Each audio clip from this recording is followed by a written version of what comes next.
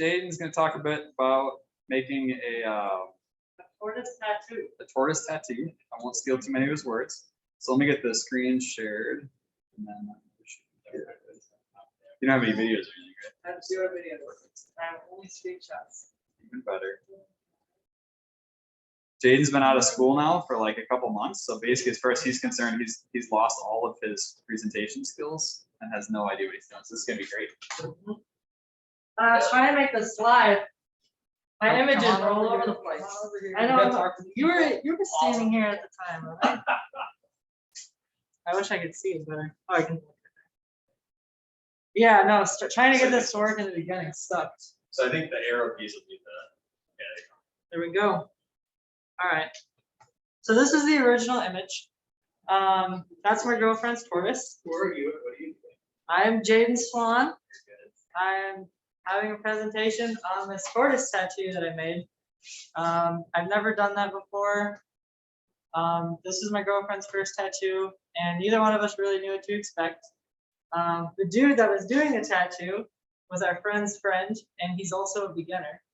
And I didn't know if he knew what to do, so I just made an SVG, like an image that would be easy to tattoo. That's nothing scary there at all. Nothing scary at all, you know? So yeah, this was the first image. Someone in our family drew it, and we decided on it. It looked really pretty, but obviously we didn't know how to just take that and tattoo it on some skin. So I threw it into Inkscape, and I traced the bitmap. And this is the image that I got. And we didn't want to use it because we couldn't really see the lines very clearly, and it was a lot of black. And the image just didn't come out right. She wanted to add color later on, and it was too much. We just wanted some like clear and crisp lines, line art. So what I did is I took the main image. I went into MS Paint, which is this really old paint. I don't even know where it came from. And I just took a black line and traced all of the main points that we want to get in the final image. And then I brought it back in the Inkscape. I traced the bitmap to get this image. And this one had a lot of imperfections, but it definitely had like a clear image. And then I traced the bitmap again, and it over time just got progressively more blurry. This is the second one. And I brought it back into MS Paint, and I cleaned it up a little bit with the eraser. And I got all the like the dots out of the way, cleaned up the lines a little bit. I brought that image, put it back into Inkscape, traced the bitmap, and I got this really blurry image of the final image. And I was really glad that I got to this place. This was good because it's closer to line art, but it's not like, I don't know, it's understandable. Back into MS Paint, I took the little draw tool and I drew the lines out and made them thicker with more contrast. I also added a double chin because the tortoise had a double chin. There's probably a program that I could have used to add more contrast, but I didn't know what that program was.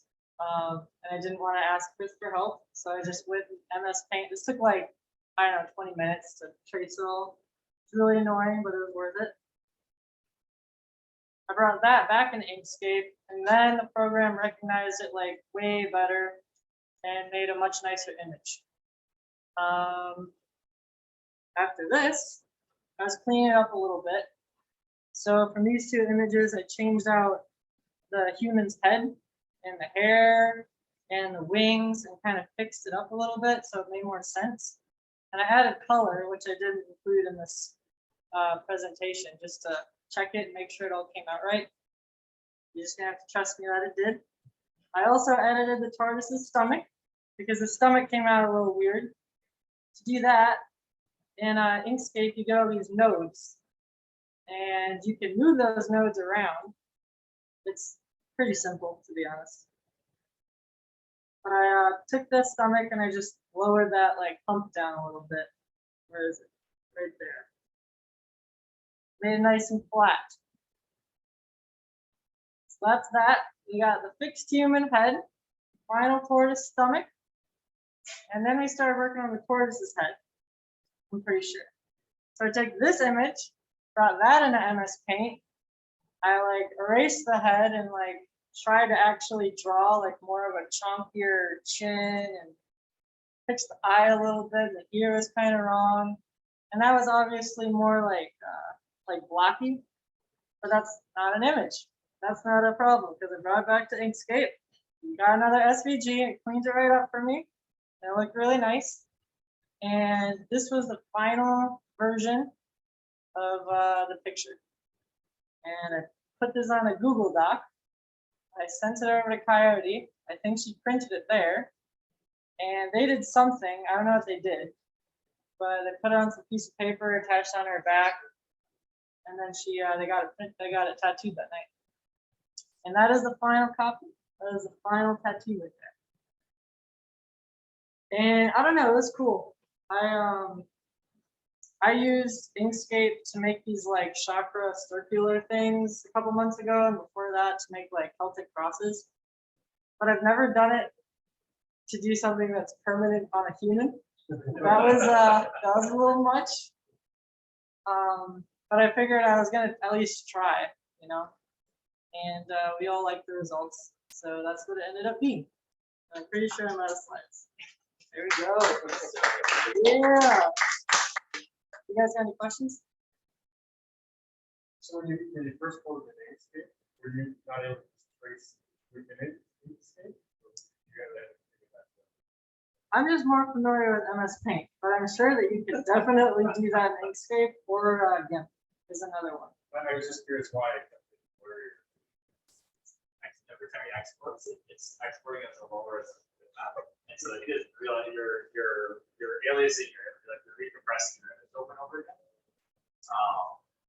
And so that feature, which is actually helping you in this case, if you're trying to vectorize this outlets, is actually the default export of Microsoft Paint is a pretty low resolution. So you're taking a high resolution import and saving it out of the default, and then re-importing it, which is then further bitmapping it, and then redoing it again. So you're getting. So I got luck.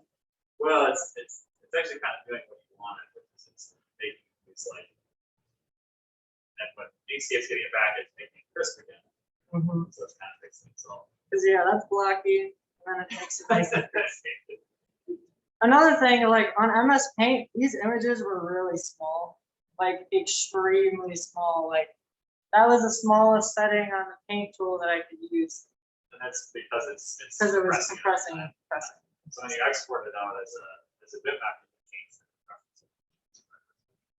And apparently it doesn't matter. You can go like as small as you want or as big as you want when you're in SVG, right? Yes. SVG file. It's infinitely scalable. So But how yeah. did you learn how to do this, Dave? When did you learn how to do this? Well, I think I really learned how to do this when I was internship here at Sector 67. Yeah, but it was before that. You learned how to do this because you wanted to make final art. I guess that's where the idea originally came from, but that's not where it evolved or matured. Yeah, there was this weird tool around here. I know where it is. Where we made some vinyl art off of Google Images, and it was pretty fun. That's where I got introduced to Inkscape and GIMP. But I never used GIMP. I don't know what that is or how to use it. It's Microsoft Paint on tool base. You'll love GIMP, but I gotta like that. If I figure out how to use it, it'd be great. How big is the final tattoo? It's kind of hard to tell. So that's her shoulder. It's about that big. So I don't know, maybe like 7 inches by 4 inches. It turned out much better than I expected, which is good. Apparently it needs some touch up. It needs to get filled in a little bit more and whatever. But yeah, we all thought it came up pretty well. Anybody on that?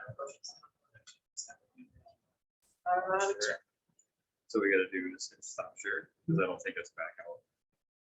Anybody got questions online? Dennis, you're never short for questions. I know better. No, I was just impressed by the number of layers of image processing there. Do you think we could call it like the Jadon algorithm? could be, we could probably automate it. Nice, yes. Just pass from paint to vectorize to paint to vectorize to paint to vectorize. Eventually, it'll just get a black or white square. You'll never- Well, and then the nice part is if your friend who's learning how to do tattoos eventually gets to doing shading and colors, you've got some areas that you can fill in later too. Yeah, that's what we wanted to accomplish. Because the first image was all black, and that wasn't. Yeah, you wouldn't be able to go back over with color. And the end goal is to add color and make it look more nice as well. But yeah, I think the Inkscape to MS Paint was just because I'm not as familiar with the programs as I probably should be. But it worked. It worked. It took a couple hours, but it worked. It's just tattoos. It's not anything. Not anything serious. All right. Thank you, Mr. Dave. Thank you. So Jim Witter was gonna present. This is the second month in a row that he has stood me up, but he's got like an art show that he's putting together up north up in Door County. But his car this time, it wasn't his dog ate his homework. This time it was the car died on him in Appleton. That's what he told me. So we'll see. He says he's good for August though, but now this is the second. It's the second time. So on a less fun note, let me get a couple links opened up here for those of you on Zoom. Can't see what I'm doing. Oh, not the chainsaw again. Yes. There's anytime I open up Chrome, it opens up a chainsaw video on YouTube, which is hilarious here. So for those of you who've been around the shop for a while, our neighbor, Jim Deneen, has passed away, unfortunately. He died of lung cancer earlier this week. And so I had pulled out some pictures of him when he's been around the shop over the years that I wanted to share with everybody. So if any of you have memories of Jim, he's got the Model A across the street from the garage door here. He's been driving entertainment from us for years now. So when we moved in, this is Jim. Not sure about why I'm taking a picture, but he had come over, and this was super early in the construction project. His house is right across the street, so he'd been getting a firsthand view of us causing chaos and destruction right across from his house. That has been quite quiet for many years prior. But he was very entertaining. He worked for the State Patrol as a mechanic for a long time, and was in the Marines in the like logistics part of that, being a mechanic in the Marines as well. So he had a storied history and understood a lot on mechanical stuff, and kind of got that we were all crazy, and that he was getting neighbors who had a lot of entertaining tools and things across the street. So this is when he was out checking out Lyle's. What is that thing? A 40 something. Lyle's gonna strangle me later. I don't remember what the year of his car is, but he's got half a car there, but it does run and drive. So Jim's into like rat rods and Model A's and stuff like that. So we had a impromptu birthday pre-COVID with Mr. Jim over here. He got a Hot Rod magazine, which was pretty hilarious. So he was into that, and he was surprised that we trusted him with a knife at his age. So,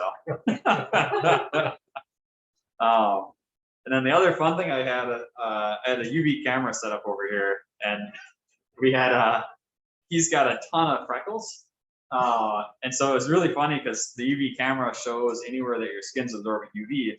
And so all of his freckles were super accentuated. So he sat over there for like 45 minutes playing with his hair and playing with all his freckles to check it out and see what it looked like. But so this was a Raspberry Pi with a Raspberry Pi camera with a no IR filter, and then a UV filter in front of it. And then these are just regular black lights.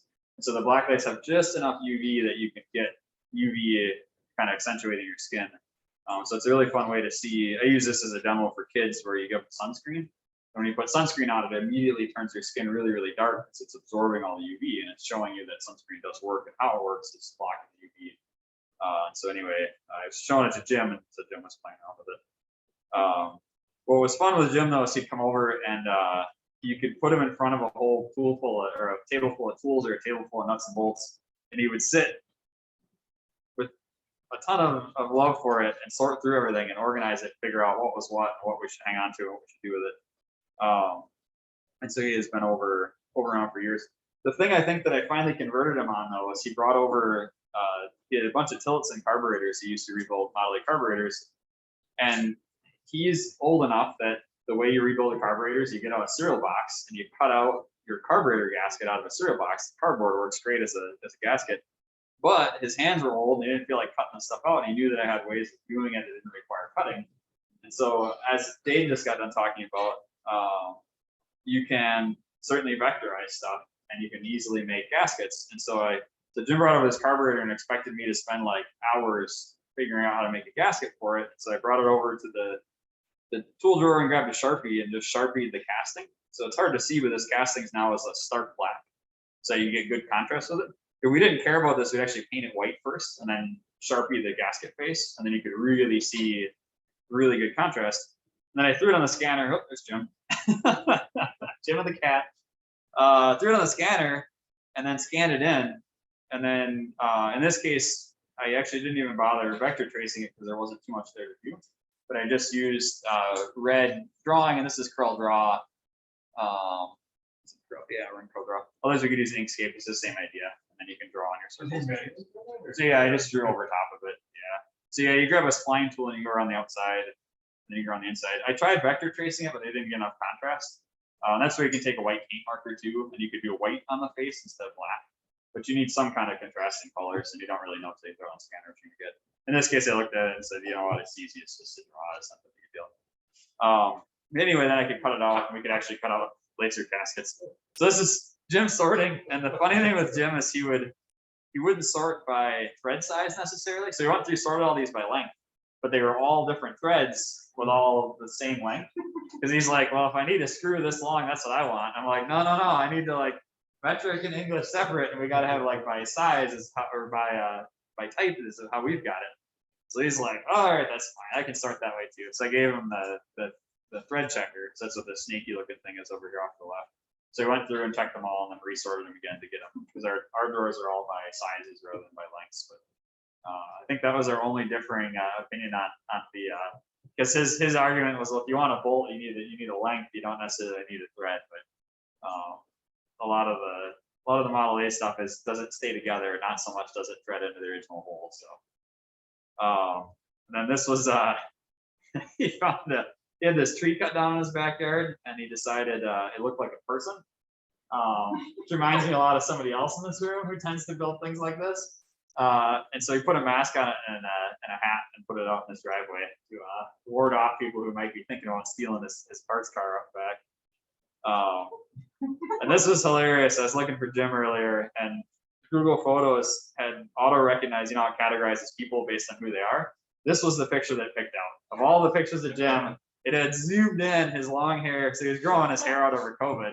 So he's got long hair, his mirrored shades he wanted me to buy for him, and his thumbs up. So in short, unfortunately, like I said, Jim has passed away, but I figured share some memories of Mr. Jim being Mr. Jim and go from there. So if anybody's got pictures or anything else, he wanted no funeral, so there's not going to be any funeral, any service or anything, but we will do a celebration of life at some point.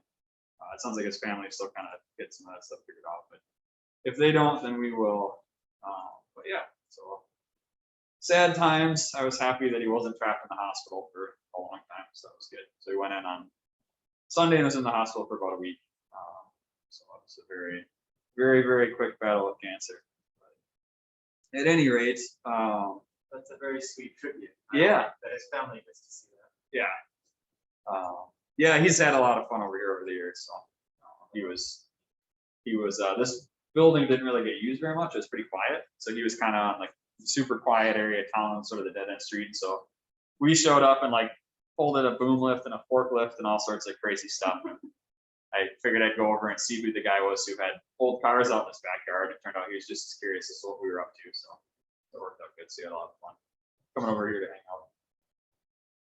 Anyway, not to leave things on a sad note. Has anybody got anything else they want to share? Any questions? Going once, going twice. All right, internet people, we're cutting you off unless you bring some discussion to the table. Otherwise, we'll run around the room here and do intros. And It was good to see you all. yeah, it's good to see you, Dennis. You got any projects coming up or anything fun? Light burn for Galvo lasers just came out at the end of the month, so I've been converting over my Galvo laser to that. So I'm doing all the calibrations and timing and everything to get it good. Still don't have any projects for it, but yeah. And my wife is starting to learn how to airbrush, so maybe she'll have some stuff to share in the future. It could be a good combo.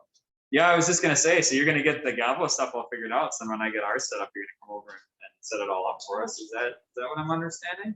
I can certainly help. I've got enough witnesses here. All right, he said he'd do it. Did everybody hear that? I'm pretty sure he said he'd take care of it. No, that's awesome. Have you, I mean, you must have run something on it so far, or? Yeah, just some simple artwork and stuff. Nothing, no actual projects. That's all right. Cool. Well, that'll be fun. You have to talk about that at some point. Simon's over there. I can see him from here, but he finally got his motors for his robot arm. So I told him if I gave him an extra half an hour, if he'd get it all done or not. And he seemed not be super confident. And we're working on a scale haunted house for a convention later this year. And I want to try to get some servos and mechatronics going in there. So that'll be a fun challenge. I don't know if Simon's taking jobs for the robot arm yet, but you could bag it. Nice. I saw that robot arm on Stuff Made Here that tried to carve foam blocks, and the guy just about lost an arm. So I did not see that, but interesting. Yeah, I've got the shredder for the precious plastic project. Kind of, Scott assembled it when he was sick with COVID, and so I got to put a motor on it. But I got a dishwasher donated to be able to wash the plastic, and then I've got the extruder screw sitting over here. Hang on there, this thing. I'll pass it around here, but it is a really tiny pellet extruder. So the idea is that you can 3D print direct with plastic pellets, like granulated material. So it's just a through barrel, and this is pretty much a proper compression screw. So the idea then is you're putting pellets in here, and then the pellets get sucked in and pushed out. So we're going to try borrowing a robot arm Tormach when I get an extruder built, and we have a process by which we can shred and regranulate plastic to see if we can print some larger stuff. Because we're realizing that we don't have the capability to injection mold at large scale, and I think most of the things that we'd be interested in making with recycled plastics are probably going to be something kind of bigger, or else we're not going to be able to chew up much material. So anyway, so that's the other strange robot arm project. But I got a long ways to go here. This is going to take me a long time. But if anybody's interested in it, I have all the pieces. It's just a matter of having time to play with it. So slowly but surely, we'll eventually get it sorted out. Anybody else got anything? That's cool.